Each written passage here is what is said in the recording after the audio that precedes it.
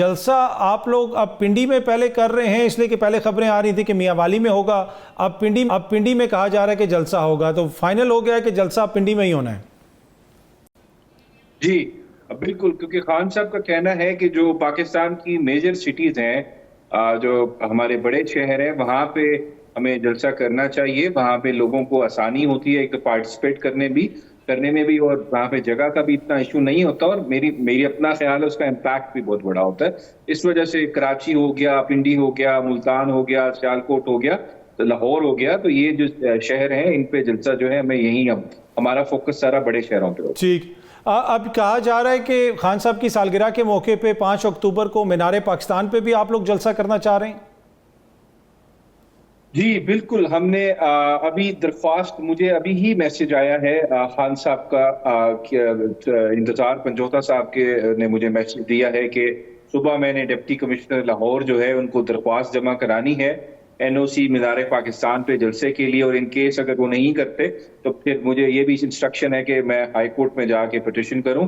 तो इंशाल्लाह हमारा 5 का प्लान है, अगर एनओसी नहीं भी मिलेगा तो इस दफा हम मीनार पाकिस्तान को इंशाल्लाह भर के दिखाएंगे और बताएंगे तहरीक इंसाफ पाकिस्तान की सबसे पॉपुलर जमात है, जिसकी सबसे ज्यादा सपोर्ट है। हम लाहौर में बगैर इमरान खान साहब के, अच्छी बात होती होते, लेकिन उनके बगैर हम इंशाल्लाह आपको भर के दिखाएंगे मीनार पाकिस्तान। अच्छा, एक जो तनकीद आपकी लीडरशिप पे हो रही है, जो लीडरशिप इस वक्त बाहर है, कि आप लोग कहते हैं कि इस्लामाबाद में जलसा करना है, इंतजामिया आपको संजानी भेज देती है, आप कहते हैं हमने लाहौर में जलसा करना है, इंतजामिया आपको काना भेज देती है, और इस पे इस तरह की भी इतलात है कि खान साहब भी नाराज हैं कि आप फिर उस जगह पे क्यों चले जाते हैं जो ओरिजिनल जगह है, वहां पे क्यों नहीं करते जलसा? जी बिल्कुल, खान साहब ने ये अभी 2 दिन पहले ये बात की है कि शहर से दूर जो है वो जलसा करने का कोई फायदा नहीं होता, उसका उस तरह इम्पैक्ट नहीं जाता, उस तरह उसका मैसेज नहीं जाता, और बिल्कुल उनका ये ठीक ऑब्जर्वेशन है। और अब हमारा जो इंतजामिया होगी, देखिए पहले तो एक विंडो थी, हम क्योंकि हमने 2 साल से कोई जलसा कुछ नहीं किया, अभी तो हमें थोड़ी सी आदत हो रही है दोबारा जलसों की, तो इंशाल्लाह आगे जो भी होगा वो हम इंशाल्लाह बीच में शहर के जो फेमस जितनी ग्राउंड है जहाँ पे जलसे होते हैं, जैसे पिंडी में लियाकत बाग हो गया, जैसे यहाँ पे मीनार पाकिस्तान हो गया, कराची में कायद-ए-आज़म के मीनार के पाकिस्तान उनको उसके पास टूम के पास, तो इस वजह से अब हमारा जो स्ट्रैटेजी है वो चेंज हो गई है, और इंशाल्लाह हम इन्हीं जगहों पे जलसे करेंगे, और हाई कोर्ट से भी यही गुजारिश करेंगे हमें यही जगह दी जाए, और हमें एनओसी नहीं भी मिलता तो हम यहीं पे जलसा करेंगे, हम करके दिखाएंगे। अच्छा, एक और चीज़ जो नोट की गई कि आज हामिद खान साहब ने चीफ जस्टिस साहब के ऊपर अदम एतमाद का इजहार किया, और चीफ इलेक्शन कमिश्नर के ऊपर खान साहब बार बार अपनी गुफ्तगू में अदम एतमाद का इजहार कर चुके हैं, तो अब ये क्या मुस्तकिल बुनियादों के ऊपर कोई भी मुकदमा आपका चीफ जस्टिस के सामने लगता है तो आप उनके ऊपर अदम एतमाद का इजहार करेंगे? देखिए, हमने तो उस पर दरख्वास्त फाइल की हुई है, और उस दरख्वास्त के अंदर हमने बताया है कि किस तरह काजी फाइज ईसा साहब जो है वो हमारे मुकदमे ना सुने, और क्यों ना सुने, सुप्रीम कोर्ट की जजमेंट है 5 मेंबर बेंच की जो कहती है कि खान साहब नहीं सुने खान साहब के केसेस काजी साहब, तो इस वजह से हमारा यही। पर इसमें सलमान साहब देखें, ये जजमेंट तो बड़ी पुरानी है ना, जो भी उसका नोट है, पहले आप लोगों ने ये जिक्र नहीं किया, हामिद खान साहब ने भी पहले किसी किस्म का कोई एतराज़ नहीं किया, और अब अचानक जो है जब आपको ऐसा महसूस हो रहा है कि शायद केस हमारे हक में ना जाए तो फिर इस तरह का एतराज़ आ रहा है, ये वो एक तनकीद है जो आप लोगों पर होती है।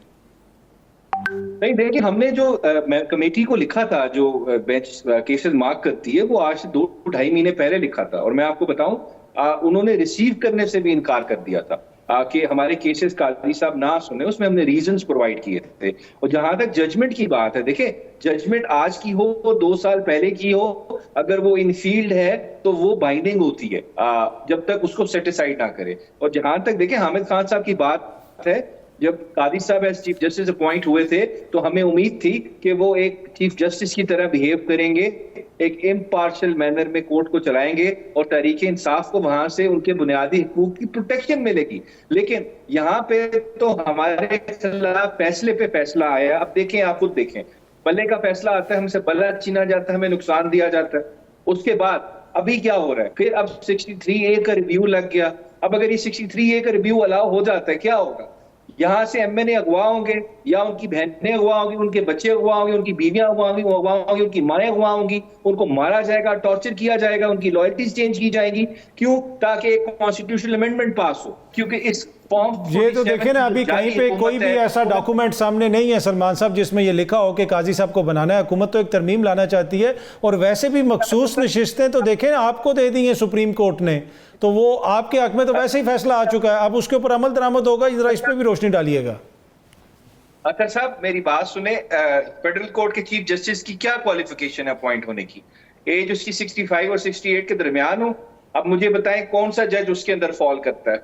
देखें कितने जजेस फॉल करते हैं इस कैटेगरी के अंदर। सिर्फ काजी साहब फॉल करते हैं और कोई नहीं करता अगर रिटायर हो जाते हैं। तो इस वजह से हमारी रीजनेबल एप्रीहेंशन है और हम इसको रजिस्ट करेंगे। और जहां तक जजमेंट की बात है, वो बाइंडिंग है। इलेक्शन कमीशन ऑफ पाकिस्तान पे आर्टिकल 189 कहता है कि सुप्रीम कोर्ट की हर जजमेंट सारी एग्जीक्यूटिव, लेजिस्लेटिव और जुडिशियल अथॉरिटीज पे बाइंडिंग है। अगर वो नहीं करेंगे इम्प्लीमेंट तो हम तौहीन अदालत की दरख्वास्त फाइल करेंगे आर्टिकल 204 के तहत, कंटेम्प्ट ऑफ कोर्ट ऑर्डिनेंस के तहत, और ये इलेक्शन कमीशन। अच्छा, इसमें अबू ज़र देखें, एक जो तनकीद है कि आप लोगों ने, आप उसमें फरीक भी नहीं थे, आपको रिलीफ मिल गया उस वक्त, तो सुप्रीम कोर्ट बड़ी अच्छी होगी। अगर कोई फैसला आप लोगों के खिलाफ आता है तो फिर आप मोअज़्ज़ज़ जज साहिबान को टारगेट भी करते हैं, तो ये तो मुनासिब ना हुआ। नहीं देखें अख्तर साहब, हमारे खिलाफ फैसला आता है तो हम उस पर अमल तो करते हैं। इख्तलाफ करना तो मेरा राइट है, मैं कर सकता हूं अगर मैं डिसएग्री करता हूं। बल्ले की जजमेंट आई सिंबल की, हमने इख्तलाफ किया, क्या हमने उसको माना नहीं? तो अब हुकूमत के खिलाफ फैसला आया है, इख्तलाफ करे, उनका हक है, लेकिन एटलीस्ट उसको इंप्लीमेंट तो करना है ना इलेक्शन कमीशन ने। हमने ये तो नहीं कहा कि हम अदलिया को नहीं मानते, हम सुप्रीम कोर्ट को नहीं मानते, हम कोई ऑर्डर इंप्लीमेंट नहीं करेंगे। हमारे खिलाफ जो फैसला आया हमने इंप्लीमेंट किया, बेशक इख्तलाफ किया। यही जमहूरियत है, यही अदलिया का सिस्टम, इस तरह जस्टिस सिस्टम चलता है। ये तो पूरी अदलिया की फाउंडेशन को हिला के रख दी इन लोगों ने कि वो उसके फैसले नहीं मानते। अच्छा, ये जो सलमान साहब, अभी ये जो तफसीली फैसला आया है उसमें इलेक्शन कमीशन के किरदार के ऊपर भी बात की गई है, और साथ साथ जो दो मोअज़्ज़ज़ जज साहिबान ने इख्तलाफी नोट लिखा था उनके हवाले से भी काफ़ी कुछ है उसके अंदर। तो इस तरह की खबरें आ रही थी कि तहरीक इंसाफ हो सकता है कि इस फैसले के नतीजे में किसी के खिलाफ कोई रेफरेंस लेके आए, या फिर इलेक्शन कमीशन या सुप्रीम कोर्ट में किसी के खिलाफ, क्या कोई ऐसी मुशावरत हुई है आपकी जमात में? देखिए अख्तर साहब, वो दो जजेस का अगर आप फैसला पढ़ें, वो एक खौफनाक बात है उसके अंदर, आप परेशान हो जाएंगे। उसमें कहा क्या गया है कि अगर मुझे और आपको लगे कि ये सुप्रीम कोर्ट का फैसला गैर आईनी है तो उसको मैं बेशक इंप्लीमेंट ना करूं, मेरे पास ऑप्शन है। ये एक पूरे अदालती सिस्टम पे आपको इररेलेवेंट कर रहे हैं, उसको पूरे एक आइन के एक स्टेट के इंस्टीट्यूशन को आप डिस्ट्रॉय कर रहे हैं इस तरह की बात करके। और मेरी नजर में ये कोड ऑफ कॉन्डक्ट की वायलेशन है जजेस की। ये अगर सुप्रीम कोर्ट का फैसला ना भी आता, ये फिर भी रेफरेंस बनता था। और अब ये फैसला आने के बाद मेरा अपना व्यू ये है, मैंने पार्टी में भी यही मशवरा दिया है, अपने सीनियर्स को भी, कोर कमेटी में भी, लीगल कमेटी में भी, कि हमें इसमें रेफरेंस फाइल करना चाहिए, क्योंकि ये अप्रोप्रिएट केस ऑफ मिसकॉन्डक्ट है। वो 8 मेंबर बेंच जजमेंट क्या कहती है? This is the conduct unbecoming of a जज। इससे कोर्ट की सैंक्टिटी खराब हुई है, डेकोरम खराब हुआ है। तो बिल्कुल ये रेफरेंस का और कंप्लेंट का इन सुप्रीम जुडिशियल काउंसिल का परफेक्ट केस है, इसको फाइल करना चाहिए। और इंशाल्लाह हमारा बड़ी पॉजिटिव डेवलपमेंट हो रही है अभी। अच्छा, अगर करके मेरे ठीक है सलमान साहब, अगर इलेक्शन कमीशन इसके ऊपर इम्प्लीमेंट नहीं करता तो क्या मोअज़्ज़ज़ अदालत के पास कोई ऑप्शन है? इसलिए कि वो भी एक आइनी इदारा है, बार बार ये हम सुनते हैं, तो एक आइनी इदारे के खिलाफ क्या कोई कार्रवाई हो सकती है? जी बिल्कुल हो सकती है। आईनी इदारा तो यहाँ पे प्राइम मिनिस्टर भी आईनी होते हैं, उन पे भी कंटेम्प्ट लगी हुई है।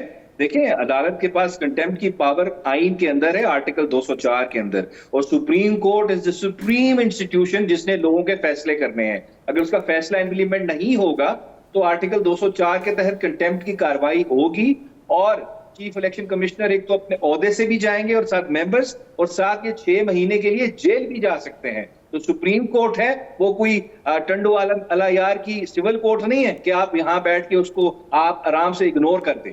पर मसला ये ना कि इग्नोर होते रहे ना, वो अता बंदयाल साहब का जो फैसला था उसके ऊपर भी अमल दरामद नहीं हुआ, तो ये तो एक यहाँ पे एक रिवाज, जिसे आप कह सकते हैं कि वो एक रिवाज पड़ गया है। असद साहब, मैं कह रहा हूँ कि फैसले को अमल करवाना पड़ता है। आपके पास आइन में पावर है, कॉन्स्टिट्यूशन में पावर है, कानून में पावर है। अगर आप कंटेम्प्ट नोटिस इशू करें, और यहाँ पे तो मेरे ख्याल से आर्टिकल 6 की कार्रवाई भी सुप्रीम कोर्ट इनिशिएट करवा सकती है डायरेक्शन पास करके। अबंडेंट पावर्स हैं सुप्रीम कोर्ट के पास। ऑर्डर आपको इंप्लीमेंट करवाना आना चाहिए, वो सुप्रीम कोर्ट करवा सकती है।